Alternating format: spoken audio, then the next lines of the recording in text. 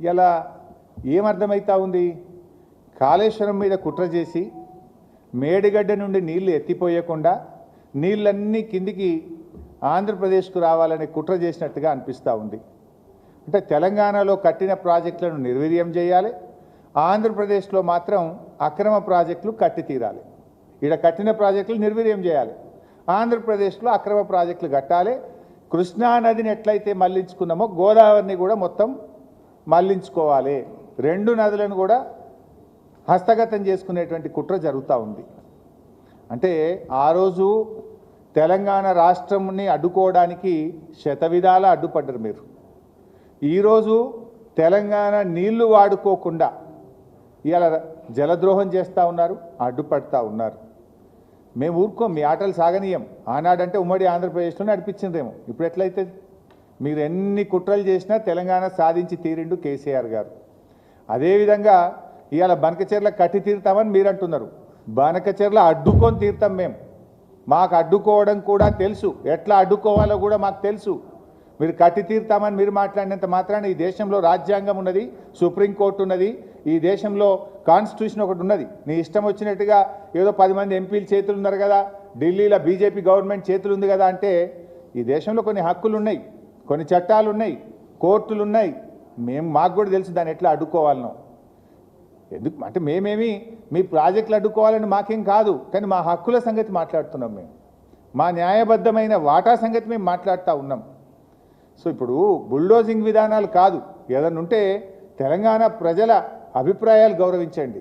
తెలంగాణ హక్కులను, మా హక్కులను కాదని మీరు చేయకండి. మా హక్కులకు లోబడి మా వాటా మాకు ఇస్తూ మీరు ఏదైనా చేస్తామంటే దానికి మాకు అభ్యంతరం ఉండదు. కానీ బుల్డోజ్ చేస్తామంటే చూస్తూ ఊరుకోం.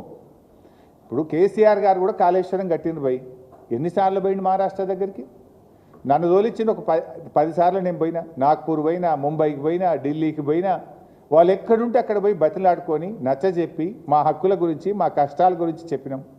స్వయంగా కేసీఆర్ గారు కూడా 3 సార్లు ముంబైకి వచ్చి అక్కడ ముఖ్యమంత్రి గారిని, గవర్నర్ను, అధికారులందరినీ కూడా కలిసి ఒప్పించి మెప్పించి మేము కాళేశ్వరం ప్రాజెక్టు కట్టాం.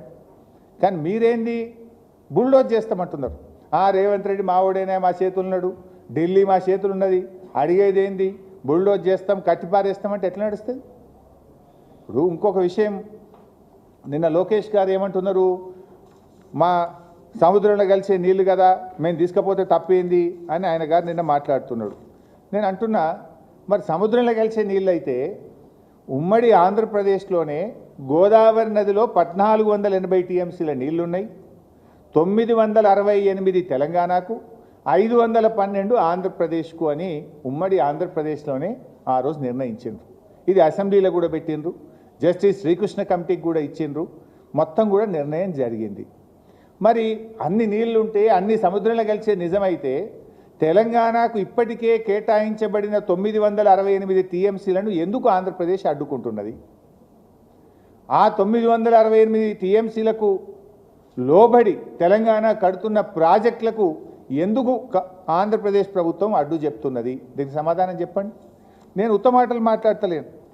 ఇది 968 టీఎంసీలు తెలంగాణకు కేటాయిస్తే ఇది మేము ఒప్పుకోం, ఈ 968 వాళ్ళు సొంతంగా చెప్తుండ్రు అంటున్నారు. ఇది మేం చెప్పింది కాదు. ఉమ్మడి ఆంధ్రప్రదేశ్లో ఆనాడు రాష్ట్ర విభజనకు వేయబడ్డ జస్టిస్ శ్రీకృష్ణ కమిటీకి చెప్పిండ్రు. విభజన బిల్లు అసెంబ్లీకి వచ్చినప్పుడు ఇగో తెలంగాణకు 968 టీఎంసీల నీళ్లు గోదావరిలో ఇచ్చినామని చెప్పిండ్రు. కృష్ణాకు 299, ఆ 299 పంచాయతీ కూడా ఆడికెళ్ళి పుట్టిందే. ఇది దాని మీద ఆంధ్రప్రదేశ్ ఏమన్నది?